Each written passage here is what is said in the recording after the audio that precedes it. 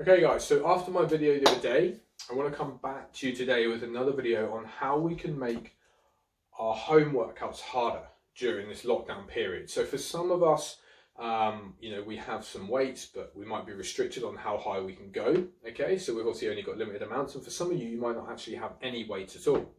So I've been asked a couple of questions on how can we make things harder. Okay, I've only got my body weight and I'm struggling at the moment with what to do. So I thought I'd go through a few things, what I call some intensity techniques or intensifiers, how to make things harder during your workouts with obviously if you've got nothing to use, no equipment, or obviously if you've got a few things but you're obviously limited to what you can use. So first one is going to be tempo. So a lot of people when they lift, they don't really tend to think about the speed at what they lift a weight. They kind of just do it. Okay, which is fine when you can obviously progressively overload consistently in a gym, okay? But when you're struggling with that, we need to think of other ways to obviously apply enough tension to a muscle for it to progress and grow and develop and get stronger and all those sorts of things, okay? And creating enough damage if muscle building is our goal. So when we look at tempo, that is the speed at which we lift. And how it would normally look is like this. You're going to have 4 numbers.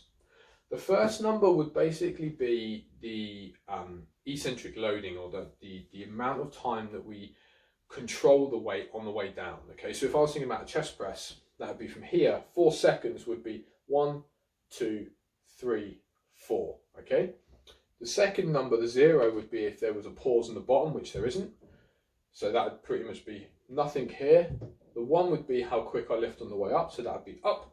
And then a 0, which would be nothing, no pause here. So that would just be 1, 2, 3, 4, 0, 1, 0, obviously 1, 2, 3, 4. No stop here, no stop there. 4 on the way down, 1 up, okay? You can play around with this as much as you want. So the way this can help you is, we hear people saying about time under tension, okay? So how long a muscle is under tension, okay? And obviously putting it under more time under tension is obviously good to create growth, which it is, okay? So obviously when you're training at home, there's pretty much 2 ways we can do this. We can either do 1, playing around with the tempo, or 2, which most people currently will be doing with their home workouts at the moment with the lockdown. They'll actually just be doing more repetitions. The only problem you can fall into with doing more reps compared to changing around the tempo is some people actually find that their lungs and their cardiovascular system gets tired and gassed before their muscles do. So if your goal is to build muscle and sort of, build some lean tone muscle and obviously that sort of stuff and get some gains, then you might want to have a look at actually playing around with the tempo and the speed you're lifting the weight, rather than just doing loads and loads and loads and loads of reps at a quicker speed, which is just going to start tapping into your CV system at some point, and you're going to end up usually then stopping because your lungs are tired, not because your muscles are tired. Okay, so moving on from there, we've got supersets, trisets, circuits / giant sets. Okay, so a superset is 2 exercises performed back to back. Trisets would be 3 exercises. A circuit / giant sets is 4 or more exercises performed back to back. Okay, most people will do this in the gym sometimes, but how they would usually do it is what we call agonist antagonist. So if you were training dumbbell chest presses with a seated cable row, that's obviously chest and back, they're opposite muscles. Okay, so we're training them together. So that's agonist antagonist, same as if we done a squat and then a Romanian deadlift. Okay, hamstrings and quads, opposite muscles. If you're training at home, like you say, a lot of people might not have enough weight to actually provide a decent stimulus for this, and we need to find other ways. So what we can do is we can actually pair same muscle groups together. So for example, you might do dumbbell bench press into dumbbell chest flies. Okay, again, you might then still fall into problems there if you've not got enough weight to create enough of a stimulus with the dumbbell chest presses. So what you can do, which is what I've been doing, switch it around. So we can do what we call pre-fatiguing. Okay, so we do our isolation movement first. So you would do your dumbbell flies, okay, first to fatigue the chest fibers, okay.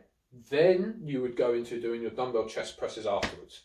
That way round, you're going to actually fatigue the chest purely with the isolation movement before you go into the compound. So actually the compound weight for the chest muscles will seem harder.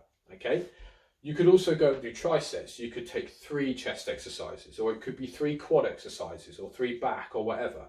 Okay, so you know, there's plenty of options there for you to obviously work with. Okay, same for the circuits. You might take 4 chest exercises. Okay, there's nothing to say that you can't go and do, you know, if you are a little bit more into your cardio, you know, and you just like to keep moving and stuff like that, there's nothing wrong with taking 4, 5, 6 exercises and just doing them back to back. But you might go and do 2 chest exercises, 2 back and 2 shoulder exercises, and just do it as a big upper body kind of circuits. You might go, you know, dumbbell chest flies into some dumbbell chest presses, into some dumbbell bent over rows, into some dumbbell reverse flies, into some dumbbell shoulder presses, into some dumbbell lat raises. Okay, that's 6 exercises, and you pretty much just do anywhere between 10 to 20 reps, literally on every exercise, and just blast through it. Okay, that will get your heart rate going as well, so that is quite a lot of cardiovascular work, but okay, that's obviously another way you can do it. But for me personally, I've been playing around with these at the moment.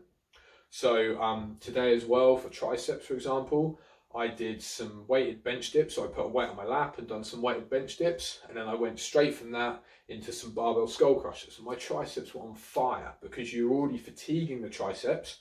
Okay, and then obviously you're going and doing another tricep exercise afterwards when the triceps have already been put into a fatigued state. So that's the benefit of these 3. Okay, and that's the ways you can do that at home. Okay, get inventive. Okay, pause reps. So when we then look at obviously the tempo, we talked about this second 0 here. That is obviously when we can add a pause in the bottom. So when we do an exercise, when we come down, for example, the chest press, when we come down into this position, our muscle builds up a stretch, okay? Like elasticity, imagine an elastic band, okay? If you then stretch an elastic band and let it go, it will ping back. And that's kind of what we get with the chest press in this position. So we come down, big deep stretch, and we build up elasticity and force production to drive us back up, okay? What we can do is we can remove that elasticity, and that makes things harder to come back out of the bottom of this chest press position. So you might go down into the bottom of this chest press, or it might be a press up, it could be a squat, okay? You would pause for 2, 3, 4, 5 seconds, okay? Probably somewhere between 2 to 5 seconds, this can be fine. Let that stretch mechanism relax, and then it's harder to come out of the bottom. So that's a way you can make the weight you've got seem harder. And you can do this with body weight as well. Go into the bottom of a squat and pause for 5 seconds and tell me that it's just as easy if you went down and just went straight down and straight back up with no weight. Okay, you're going to find that pause in the bottom a lot harder. Okay, after that, you've got drop sets. So drop sets could be if you've got some weight, or if you've got different strength resistance bands, you could do the same thing.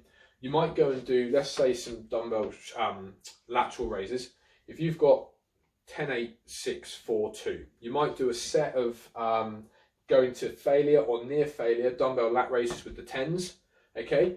And then once you've hit failure, you drop the weight and you might grab a set of 8s, okay? And then you go to failure again. So that'd be a drop set.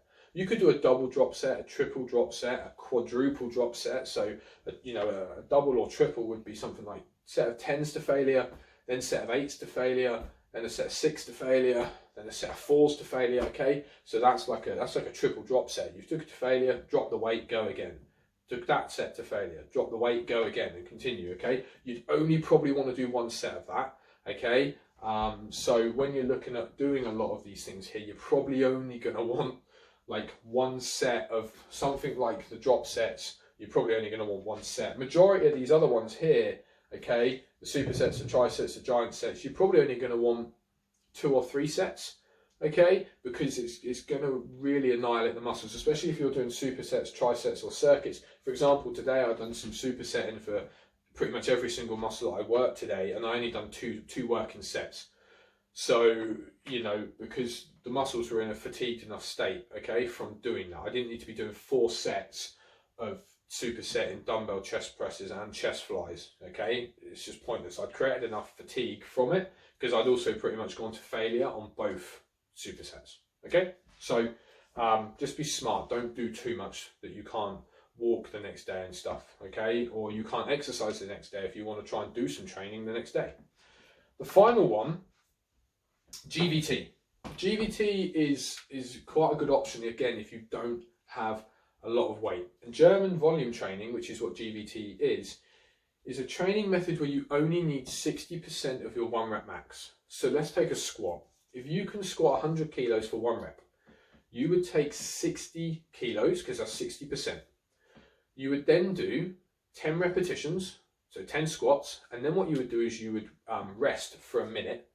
Then you would do another 10 reps, and then you would rest another minute. And basically, it's with 60% of your 1 rep max, it's 10 sets of 10 with only 1 minute's rest in between each set. Okay, so it's quite a hardcore workout. So you literally are doing 10 sets of 10 for squats with only 1 minute's rest in between each set of 10. Okay, so it's quite a killer workout. Okay, and you'll get to probably set 6, 7, 8, and things start to burn and they start to suck. But it will bring you some good results, especially if you are limited on the amount of weight that you've got. Okay, so it is quite a good training method. Yes, you could technically do it with some body weight squats and stuff like that. The percentage obviously isn't probably going to be high enough, but you could always do it and see how you go. Okay, so GVT is another good method. Now, one little thing with GVT, if you do this and you do have the 60% of your 1 rep max weight, so you've got everything you need to be able to do it, you know, properly how it should be done.